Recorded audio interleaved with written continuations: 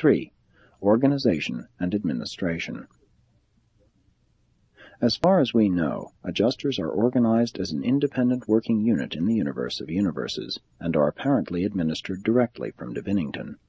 They are uniform throughout the 7 super-universes, all local universes being served by identical types of mystery monitors. We do know from observation that there are numerous series of adjusters involving a serial organization that extends through races, over dispensations, and to worlds, systems, and universes. It is, however, exceedingly difficult to keep track of these divine gifts, since they function interchangeably throughout the grand universe. Adjusters are of complete record, outside of Divinington, only on the headquarters of the 7 super-universes. The number and order of each adjuster indwelling each ascending creature are reported out by the Paradise authorities to the headquarters of the super-universe, and from there are communicated to the headquarters of the local universe concerned and relayed to the particular planet involved. But the local universe records do not disclose the full number of the thought adjusters. The Nebadon records contain only the local universe assignment number, as designated by the representatives of the Ancients of Days. The real significance of the adjuster's complete number is known only on Divinington. Human subjects are often known by the numbers of their adjusters. Mortals do not receive real universe names until after adjuster fusion, which union is signalized by the bestowal of the new name upon the new creature by the Destiny Guardian. Though we have the records of thought adjusters in Orvanton, and though we have absolutely no authority over them or administrative connection with them, we firmly believe that there is a very close administrative connection between the individual worlds of the local universes and the central lodgment of the divine gifts on Divinington. We do know that, following the appearance of a Paradise bestowal sun, an evolutionary world has a personalized adjuster assigned to it as the planetary supervisor of adjusters.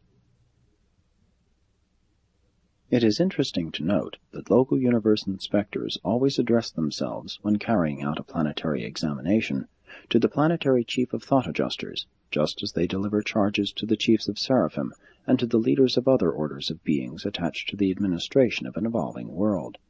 Not long since, Urantia underwent such a periodic inspection by Tabamantia, the sovereign supervisor of all life experiment planets in the universe of Nebadon. And the records reveal that, in addition to his admonitions and indictments delivered to the various chiefs of superhuman personalities, he also delivered the following acknowledgment to the chief of adjusters. Whether located on the planet, on Salvington, Uversa, or Divinington, we do not definitely know, but he said, "Now to you, supervisors far above me, I come as one placed in temporary authority over the experimental planetary series, and I come to express admiration and profound respect for this magnificent group of celestial ministers, the mystery monitors, who have volunteered to serve on this irregular sphere. No matter how trying the crises, you never falter. Not on the records of Nebadon, nor before the commissions of Orvanton, has there ever been offered an indictment of a divine adjuster. You have been true to your trusts. You have been divinely faithful. You have helped to adjust the mistakes and to compensate for the shortcomings of all who labor on this confused planet. You are marvelous beings, guardians of the good in the souls of this backward realm. I pay you respect even while you are apparently under my jurisdiction as volunteer ministers. I bow before you in humble recognition of your exquisite unselfishness, your understanding ministry, and your impartial devotion. You deserve the name of the godlike servers of the mortal inhabitants of this strife-torn, grief-stricken, and disease-afflicted world. I honor you. I all but worship you." As a result of many suggestive lines of evidence, we believe that the adjusters are thoroughly organized, that there exists a profoundly intelligent and efficient directive administration of these divine gifts from some far distant and central source, probably Divinington.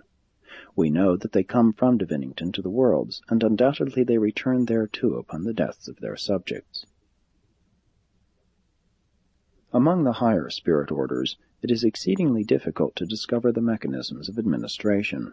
My order of personalities, while engaged in the prosecution of our specific duties, is undoubtedly unconsciously participating with numerous other personal and impersonal sub-deity groups who unitedly are functioning as far-flung universe correlators.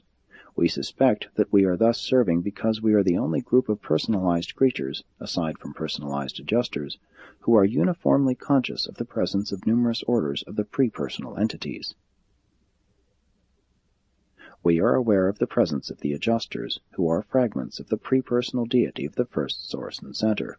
We sense the presence of the inspired Trinity spirits, who are superpersonal expressions of the Paradise Trinity. We likewise unfailingly detect the spirit presence of certain unrevealed orders springing from the Eternal Son and the Infinite Spirit. And we are not wholly unresponsive to still other entities unrevealed to you. The Melchizedeks of Nebadon teach that the solitary messengers are the personality coordinators of these various influences as they register in the expanding deity of the evolutionary Supreme Being. It is very possible that we may be participants in the experiential unification of many of the unexplained phenomena of time, but we are not consciously certain of this functioning.